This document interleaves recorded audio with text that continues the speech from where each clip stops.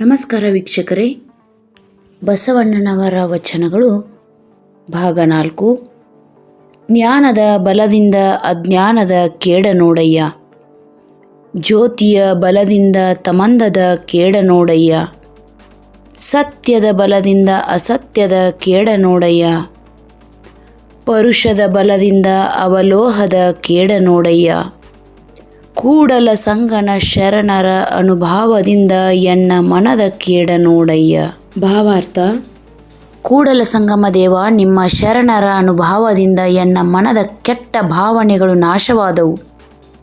ಜ್ಞಾನದಿಂದ ಅಜ್ಞಾನ ನಾಶವಾಗುವಂತೆ, ದೀಪದ ಬೆಳಕಿನಿಂದ ಕತ್ತಲೆ ನಾಶ ಹೊಂದುವಂತೆ, ಸತ್ಯದ ಬೆಳಕಿನಿಂದ ಅಸತ್ಯ ನಾಶವಾಗುವಂತೆ, ಪರುಷಮಣಿಯ ಸ್ಪರ್ಶದಿಂದ ಕಬ್ಬಿನ ಬಂಗಾರವಾಗುವಂತೆ ನಾನು ಶಿವಶರಣರಿಂದ ಪರಿಶುದ್ಧ ಮನಸ್ಸಿನವನಾದೆನು ಎಂದು ಬಸವಣ್ಣ ಈ ವಚನದ ಮೂಲಕ ಕೂಡಲ ಸಂಗನ ಶರಣರ ಒಡನಾಟದಿಂದ ಆಗುವ ಲಾಭಗಳನ್ನು ವಿವರಿಸಿದ್ದಾರೆ.